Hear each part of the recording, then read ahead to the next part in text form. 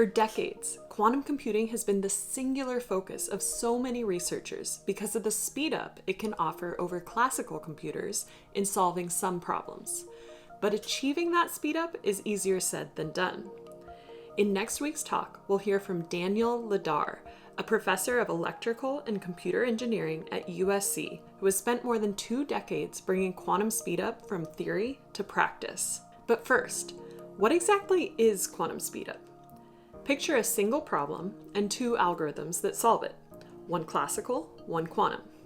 Speedup is about how the resources each algorithm needs grows as the problem gets harder. If the quantum algorithm scales better, then for small problems the advantage might be tiny, or even non-existent. But as the problem grows, the gap widens, and eventually the quantum algorithm pulls ahead by an ever-increasing margin.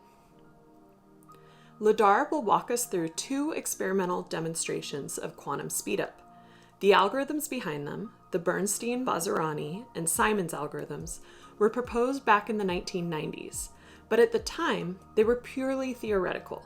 Moving that speedup from theory into the lab meant confronting the noise and errors that are inevitable in any real quantum computer. Noise accumulates, errors compound, and the quantum advantage can vanish before you ever get to see it. Fortunately, there are ways to fight back. One of them is called dynamical decoupling, a technique that suppresses errors by hitting the qubits with carefully timed pulses during the moments they'd otherwise sit idle. The simplest example is the spin echo.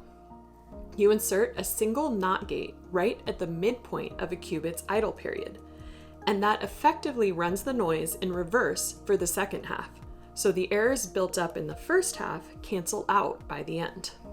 Dynamical decoupling is a powerful tool, but on its own, it won't be enough for large-scale, fault-tolerant quantum computing. That's where quantum error correction comes in. The idea is similar in spirit to error correction in the classical world. To protect a message from getting garbled, you add redundancy. Classically, that might mean sending the same bit 3 times and taking a majority vote.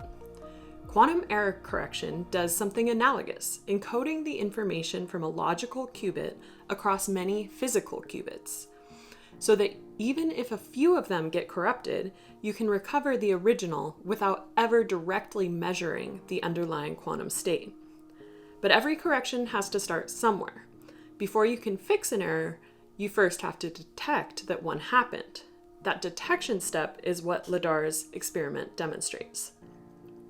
In his talk, Professor Lidar will show how dynamical decoupling can be used to demonstrate quantum speedup with the Bernstein-Vazirani and Simon's algorithms, and how dynamical decoupling and quantum error detection together can be combined to make quantum computers more robust than either approach could be on its own.